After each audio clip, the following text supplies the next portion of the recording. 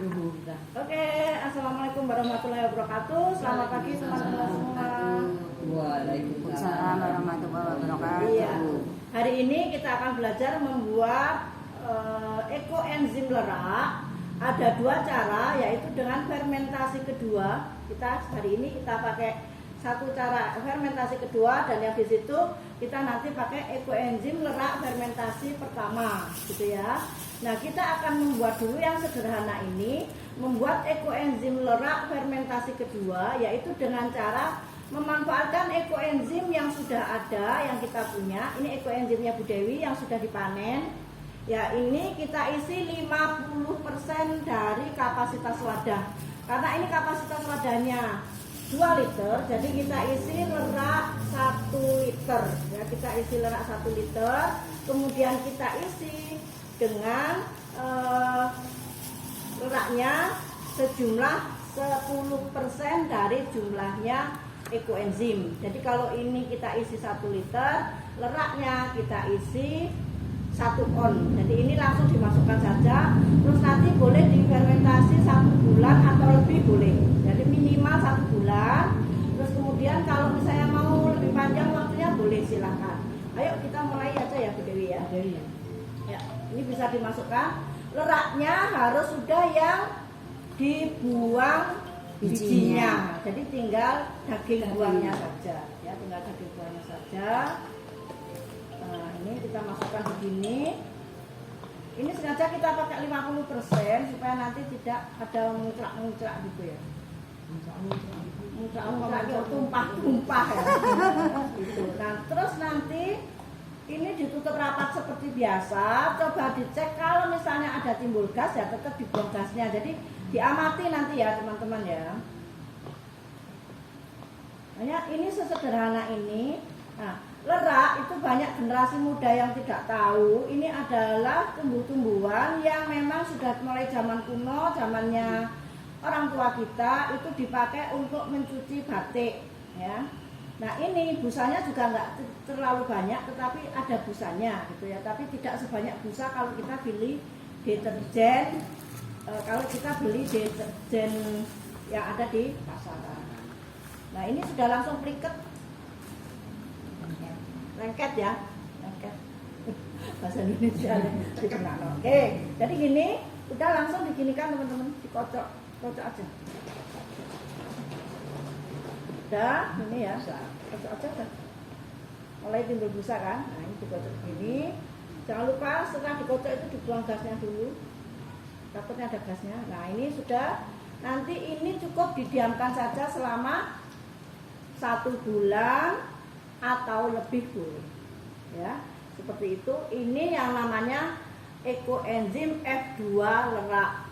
Ini adalah satu modifikasi dari cara kita membuat sabun lerak. Nah, sekarang kita akan melangkah ke langkah kedua, yaitu membuat sabun ekoenzim lerak, atau bisa disebut juga ini termasuk juga satu inovasi baru ya, tambahan seperti membuat ekoenzim biasa dengan perbandingan 1:3:10, tapi ditambahi lerak sejumlah dengan gulanya. Jadi kalau misalnya kita pakai wadah 5 liter, itu kita isi airnya sejumlah 50%, bukan 60% ya. Kita pakai 50% supaya tidak terjadi luber-luber ya. Beda dengan ekoenzim yang biasanya kita isi berapa Bu? 60%. Nah, hari ini karena kita mau bikin lerak, diisi airnya sejumlah 50% dari kapasitas wadah. Nah, dari sana kita sama seperti membuat ekoenzim biasa. Kita pakai molase 10% dari air, kemudian kita pakai BO 30% dari air atau 3 kali lipat dari jumlahnya gula. Terus kemudian baru kita tambahkan lerak yang sudah tanpa biji sejumlah sama dengan jumlah gulanya. Oke, langsung bisa dilanjut. Monggo Bu, sekarang yang sudah siap di situ dimasukkan molasenya dulu. Itu airnya sudah ditimbang tadi sesuai dengan kapasitas wadah masing-masing. Bisa langsung ke sana Mbak. Ya. Jadi, nah itu langsung gak usah pakai sendok, langsung aja dicemplungin sono. Molasenya sudah ditimbang, langsung dimasukkan, digojaki ya Bu. Dimasukkan dulu, nanti digojaki pakai air yang ada di situ.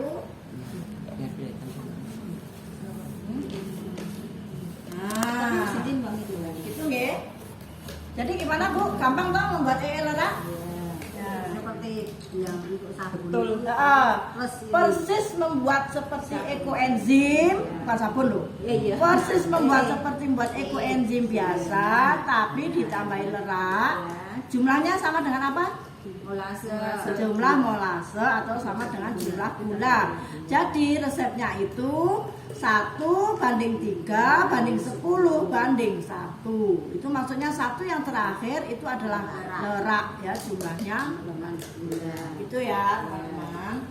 Nah ini proses fermentasinya 3 bulan sama seperti kalau kita membuat oh sabun lah. Oh iya. 3 bulan sama persis ketika kita membuat enzim. Hanya bedanya kita tambahi lerak. Leraknya usahakan selalu yang sudah dihilangi bijinya. Nah, nanti tinggal masukkan plung. Sekarang BO-nya dulu saya BO-nya dulu diaduk dulu. Langsung bareng nggak apa-apa. Terus langsung diaduk sama ininya. Langsung masuk Bu. Wah, iya. BO dulu. Ini tinggal dikurangi 120. Ini tadi Iya. kan terhitung 4 liter. Tadi belum ditimbang ya Ibu. 3 liter. Ini sudah ditimbang 720. Dikurangi 120. Kok kan Ibu setengah? Enggak tahu kan airnya 60% di rumah. Enggak tahu kalau pakai lerak kan 50%. Hitungannya 4 liter. Ya udah, ini ada timbangan ini. Jadi masukkannya sejumlah dengan jumlah airnya ya. Molasenya tadi dari mana? 120.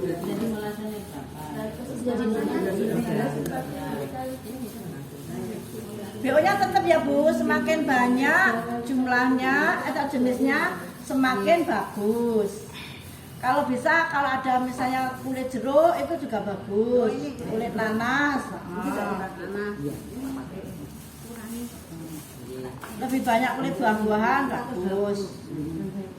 Nanas itu nanti akan bagus untuk pembersihan. Ya, terus ada yang bertanya Bugong boleh enggak? Boleh enggak apa-apa. Ada yang bertanya Bugong boleh enggak kalau lerak dipakai buat keramas atau mandi, silakan dicoba karena ini ada 2 pendapat. Ada yang mengatakan boleh, ada yang mengatakan tidak boleh. Jadi nanti jenengan coba sendiri di badan jenengan. Kalau memang cocok juga nggak apa-apa. Sebetulnya mencuci dengan ekoenzim itu sudah bisa, tapi kan orang kita suka dengan busa. Nah jadi kita memberi kesempatan untuk orang-orang masih suka busa boleh pakai lerak ya. Tetapi ya busanya tidak sebanyak deterjen. Udah Bu, monggo silakan dimasukkan semuanya, langsung diaduk rata. Ditutup seperti biasa, tetap harus rapat ya Bu. Jangan heran kalau nanti ada busanya atau apa ketika gasnya keluar. Gitu. Jadi nanti untuk yang pakaian yang kotor-kotor itu dicuci pakai lerak. Insya Allah hasilnya lebih bagus.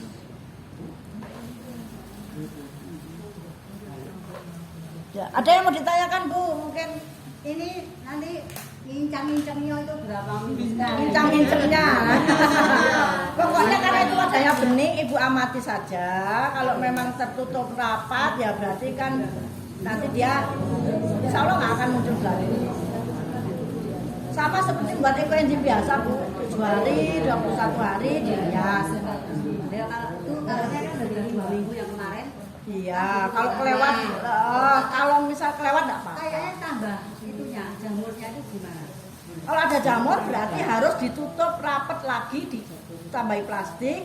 Karena ada jamur itu tanda bahwa udara masih bisa masuk. Oke. Khusus lerak apa lagi yang mau ditanyakan tentang lerak? Sudah cukup jelas? Saya ulang ya teman-teman, saya ulang. Jadi untuk membuat lerak, airnya bukan 60% tetapi 50%. Terus kemudian rumusnya 1:3:10:1. Jadi intinya hanya seperti ini. Persis seperti membuat ekoenzim, hanya ditambahi lerak sejumlah dengan gulanya. Udah gitu aja. Sesederhana itu. Pemrosesan yang sama dengan F1 yaitu 3 bulan. Ya, berbeda kalau kita bikin yang F2. Ya, ini hanya 1 bulan sudah bisa. Nah, nanti biasanya kalau F2 ini busanya tidak sebanyak dengan F1, tetapi beberapa teman melaporkan hasil F2 itu lebih lembut, katanya begitu. Tetapi nanti silakan teman-teman nanti mengamati sendiri ya, mana yang lebih disukai, mau bikin F2 lerak atau mau bikin F1 lerak. Nah, terus kalau sudah F1 lerak ini tidak boleh untuk pengobatan, ya, khusus untuk mencuci gitu. Sekali lagi, kalau mau dipakai keramas atau mau dipakai di badan, dirasakan. Kalau efeknya nanti terasa kurang enak, ya udah, berarti jenengan pakai saja hanya untuk mencuci baju sama cuci piring, gitu nggih? Mana yang berarti BO-nya ampasnya ini nggak bisa dipakai seperti yang? Iya, tidak disarankan untuk dipakai untuk pengobatan. Ampasnya tidak disarankan untuk sebagai bantal ampas. Tetapi kalau jenengan penasaran, ya silakan boleh nanti nyoba gitu ya. Karena ini kita semua ilmu berkembang ya. Jadi tidak patok bangkrong gitu istilahnya. Kalau jenengan ternyata itu masih bisa, ya monggo silakan. Tetapi beberapa himbauan dari para mentor, ekoenzim lerak sebaiknya tidak dipakai untuk pengobatan. Jadi ampasnya dibuang ya udah. Pakai untuk bersih-bersih kamar mandi, ya kan? Masih banyak yang bisa dilakukan, jangan dibuang. Untuk kompor, untuk pembersihan aja lebih utamanya, ya. Pembersihan, Atau, nah ini ekoenzim lerak akan sangat bagus. Laporan dari lapangan untuk dipakai menghilangkan hama di tanaman, ya. Nah, itu ya. jadi bermanfaat Bu untuk tanaman. Tetap pakai nanti 1:1000. Itu udah semut-semut sampai berdua terus banyak semutnya akhirnya. Nanti bisa dicoba. Nanti bisa dicoba.